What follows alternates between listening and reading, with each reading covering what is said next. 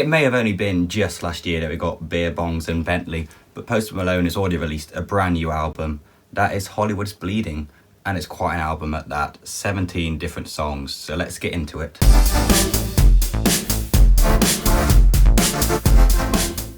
Right off the bat, we see Post Malone is still incapable of making a bad song if he tried.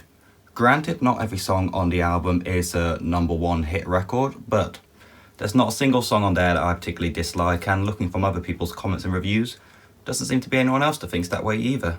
Now, in case you didn't know, Post Malone has had quite an interesting past. He used to be in a heavy metal band. He released a synth pop cheesy 80s song, which if you haven't seen, I definitely recommend checking out.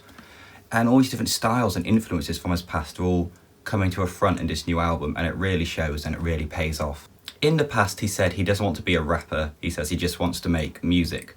And while I would still call this a rap album, he certainly isn't afraid of breaking the conventional genre boundaries. He's not afraid of exploring into new areas and making really unique music.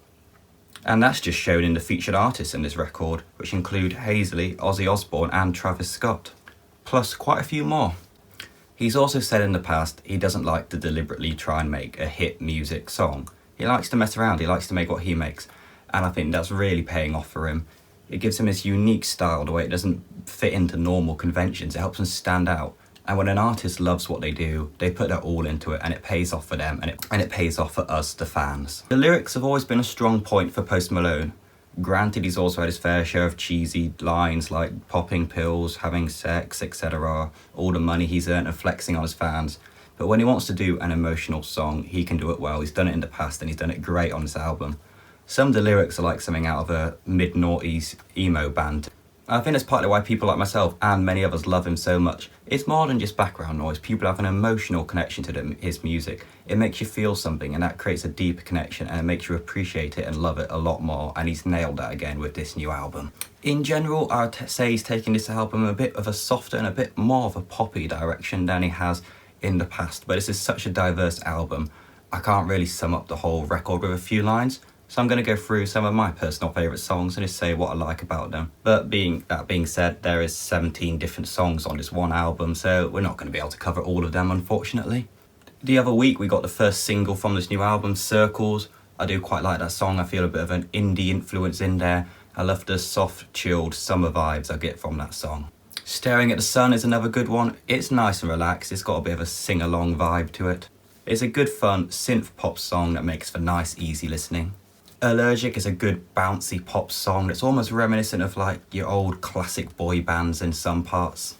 Internet's quite a unique track on the album, combines using an orchestra and sort of modern hip hop in a way that works quite well, almost feels like a movie soundtrack combined with a modern hip hop song, and he's managed to make it work, which is fair play to him. That's pretty good. Now, another crossover that Post Malone has somehow made work that nobody saw coming and nobody knew how he was going to do it, but that is Take What You Want featuring Ozzy Osbourne and Travis Scott, and that's two names I never thought I'd be saying in the same sentence. Now that's probably probably is my personal favourite song on the album. It goes from the auto-tune trap hip-hop of Travis Scott, and then it goes to Ozzy Osbourne almost in a reminiscent way of his old Black Sabbath days. It feels like a good classic rock song, especially with that long guitar solo at the end. So it's two very different contrasting styles, but it fits together in one song surprisingly naturally. Overall, I think this album has really cemented Post Malone as being one of the biggest, most important and most influential artists of this decade. His music stands out, it's unique, it's different from everything else, and it's paying off for him. He'd set really high expectations for himself with his past two albums, reaching great levels of success, and I think he's managed to live up to the hype with this brand new album. I think he's smashed that out the park. This album has something for pretty much anybody on it, even if you're not really a fan of hip hop and rap. It's such a diverse album incorporating so many different styles and genres into it. I'm sure just about anyone could find something they love on this album. So with that all being said, I'm going to give this album 4.5 stars. It's definitely one of the best albums released this year, possibly one of the best albums from the past few years even, maybe of all time, depending on your opinion. So that's my thoughts and review. Do you want to let me know down in the comment what you think of the album?